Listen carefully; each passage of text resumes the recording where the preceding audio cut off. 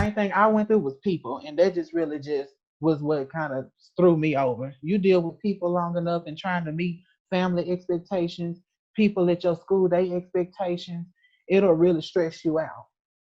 And so so I know, for notable people, like I said, I don't feel like it just go for them. It goes for all of us. We all in some way go through stuff when it concerns people. Well, I feel when it comes to this question, I would rather ask the question of like, why are we putting imperfect people in this air of perfection?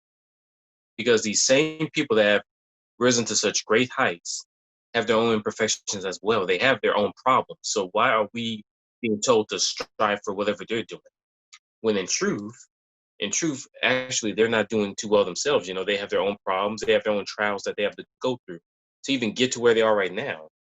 So I look at that as like I don't see any point in that. I thought that was just it's pointless at that point because just these same people have the same problems, just like we do.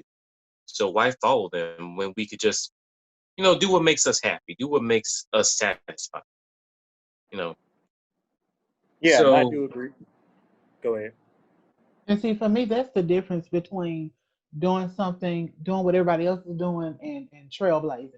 Like I've always, wanted to be a trailblazer. Like I felt like I could never find myself doing what everybody else was doing because growing up I was always different. So I couldn't, because I was always sectioned off because I was different. I couldn't, I couldn't be like everybody else because everybody else didn't give me a chance to be like them. And Yeah. so fitting in was not an option. So I had to adjust to, I had to be more, I had to do what everybody else has to do. You have to get comfortable with being who you are, who you were designed to be, honoring and coming into your gifts, your talents, everything about you, and understanding your value in the world. When you do that, it's a lot you won't take from people. It's a lot you won't take from anything in your life. Yeah. It's like you have to be confident in your own skin. And now I can kind of relate to, like how you were growing up. Like I was never like a popular person. Like I always kind of was an outcast. Like I kind of had my own way of doing things. Like I never really followed what everyone else was doing. So, like you just have to be comfortable in your own skin. Like that takes time. And I know it's not like it definitely wasn't easy for me, like to kind of follow on my own path because like I would always like it would always make me feel weird. Like I always felt like the weird kid, growing up. Because like I had a different mindset and I didn't think like how everybody else thought. Like I didn't do things that like the majority of like the other people were doing.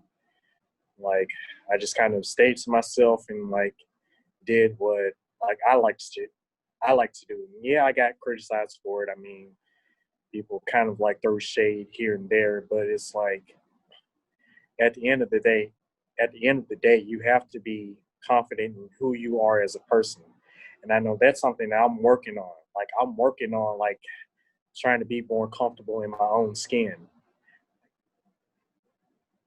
And I think that's where the issue comes from because everybody expects you to be the same. But when you're different, that's when rejection comes to play. And often when we get rejected, it's like that thought in our mind, like, okay, is me being like this a problem? So then we see ourselves as the problem instead of trying to branch out or trying to figure ourselves out.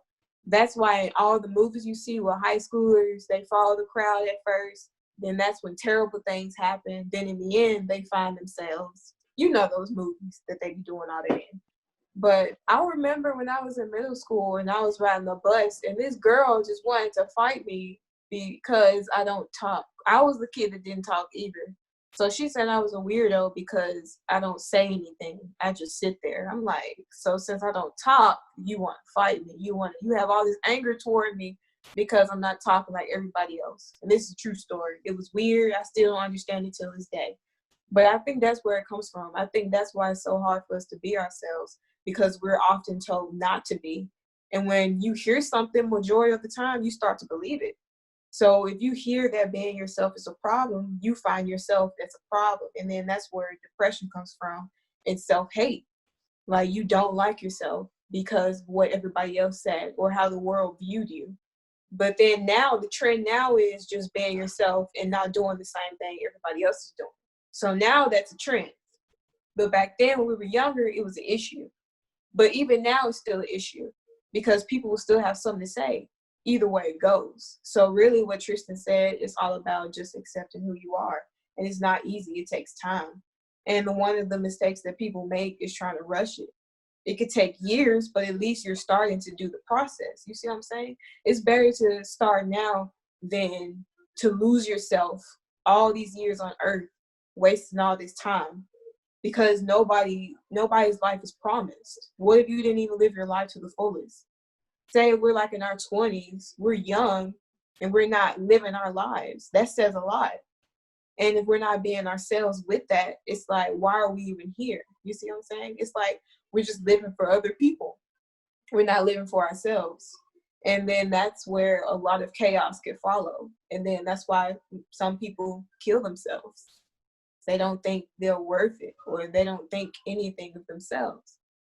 So, yeah, I agree with Tristan. But yeah, I think that's where it comes from. Let me say this. I feel I like you good. Go ahead. I would just like to add that, following the normalization of perfection is unreality. But I also want to add the fact that, that everything that we have to do for ourselves, bathe ourselves, dress ourselves, homework, publications, and social media, they have people to do that for them. We don't. So, at first they started out just like us, and then they had to build up their product, adding more people into the teams. We don't have a team. All we have is us. So, putting there is like, it's because they have more people behind them, or we don't have as much. So I agree with Tristan and Kiana. Is at least different factors of your life that you don't really need to be perfect. Like, to have perfection, you don't need stress. You don't need the suicidal thoughts. You don't need, the eating disorders, all of that, all of the things that society put up on us. It's because of just the one word, perfection. And, you don't need a team to be perfect. You can have just yourself. Be yourself. Do what makes you happy. And if we just stick to that mentality and say, forget everyone else, I'm doing what makes me happy, not what my mom wants, not what my family wants, not what my peers think, not what my professors think. If you can stick to just you, I feel like this place will be so much better for African American kids of all nationalities. For me, there was something, and let me just say this: there was something Kiana was talking about earlier. Um, I asked, and if any of my old friends from high school, they'll probably remember this very well. I used to maintain the same school uniform for my entire 4 years of high school. And the uniform that I had, it had a rugged hole in it, and it came from the school closet. Because growing up, or even in that latter part of my schooling years, I didn't have the best upbringing financially. And I remember one day after school, our car broke down in front of the school. Like, all the kids were outside, and like a couple of days later, my mom was working at a daycare at the time, and the only vehicle she could pick me up in was a daycare bus. So she drove that daycare bus in front of the school and honked the horn, and I guess to say I was coming. So you know how we do. So I just stood to the side and act like I didn't know who it was, and I just started walking away from the building so she could just pull down the street to come get me that way. And I was just gonna try to run on the bus. And one of my friends, he just blurted out, "Who bus is that?" And everybody stopped. With When I tell you, it wasn't a pin drop. Everybody stopped what they were doing to look at their bus and see who was going to walk to it. My thing is, if you don't have certain things, if you don't meet certain standards, I feel like this happens in school too. You know, people will separate you.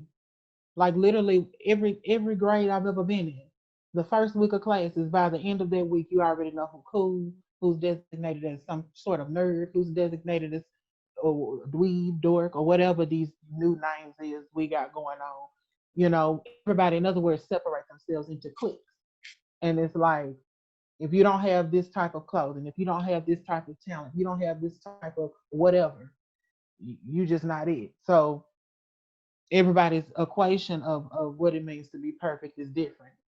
And that's kind of like those gray areas to perfection, those extra things that don't need to be there.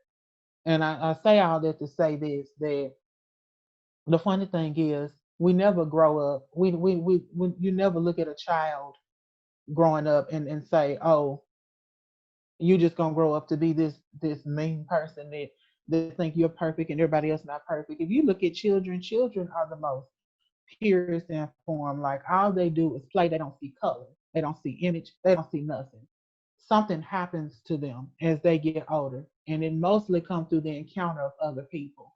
And if you and so I feel like it starts in the home essentially, because if they don't have the right people around them, if you don't have the right people in your corner to help you, then you'll fall prey to anything. And a perfect example, I say all of what I went through in high school because one of the main things I did was try to buy friendships, and I did it through candy. I didn't have friends, so I would have whole bags of candy in school, and I would just be giving it away, just giving it away. And for that, people would start being around me. But then I started noticing the only reason they were around me was because I had this candy. But what would I do if I didn't have the candy? Would they still be around me? And they weren't. It's just like in life, people will switch up on you no matter how perfect you think you are. If you don't have you just that's the only because you have certain things. But the minute you ain't it something like the minute you don't have those things, people will switch up on you and walk away and look at you as if they turn into a whole different person, essentially. And so I know we're talking about perfection, but it's really leading to other different things that are just as effective. Um, so I like I said, I say all that to say it really it starts from that foundation. And if you don't get it then, it's gonna be hard, to get it now. And it hurts, even in our culture, even with the black community, saying how even like we were a separatist society from another race, and even in our race, we're in a culture now where we separate amongst ourselves. And so all because of image and being perfect. So I feel like it's a lot of gray areas. It's a lot of things to just that one word, as Devon said. So it's surprising. It's surprising Okay. to me. Perfection affected my life in terms, even now, in terms of just wanting to do every task that I'm tasked with doing. I want to do it right. I want it to be the best it's ever been. When I'm creating something, I want it to be amazing. I want to blow people away. And when it doesn't reach that, I'm thinking, okay, I'm gonna scrap that because some is not right, something's wrong, and go back to the drawing board because it's just not right. So I think that speaks more to like the perfectionists out there that want to make sure that everything they're doing is right. And it's like it's not always going to be right. It's not always going to come out right. So you got to take the flaws along with it. But Yeah, let's. Hmm. yeah, I can definitely relate to perfection. Like I consider myself to be a bit of a perfectionist myself. It's like every task, like every goal that I have in mind, like I want to like complete it. Like I want it to be done perfectly. Like I can't just settle for like halfway doing it, or it's like there's some imperfections there, or like there's something I could have done better. It's like I kind of, and I think that has to do with expectations and what we expect out of ourselves. Like for me, like I'm still in college. It's my last year in college. There's so much that I'm working on at the moment, and it's like I'm working on so many things at the moment. It's like I have, and I want to get everything done perfectly. And it's like I kind of expect it of myself. And it's like I've always kind of expected myself to, excel, because like throughout like going back to elementary school and like middle school, like I've always, like had high grades, like A's and D's, like honor roll, straight A's.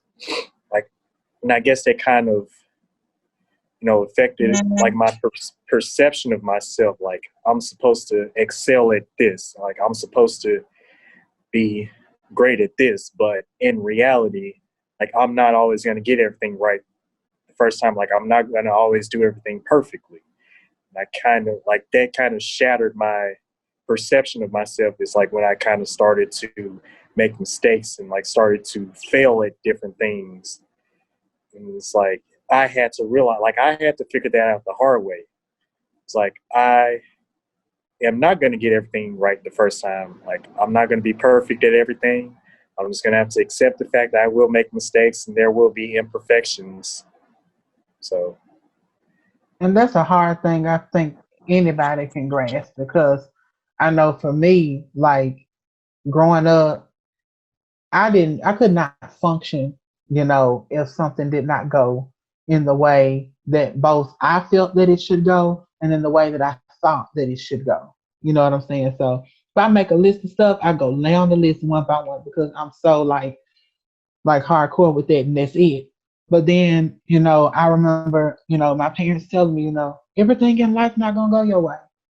And I had to respectfully understand that, because I had my first issue working on something, and it didn't work out the way that I planned. It still ended well, but it just didn't work out the way that I wanted it to.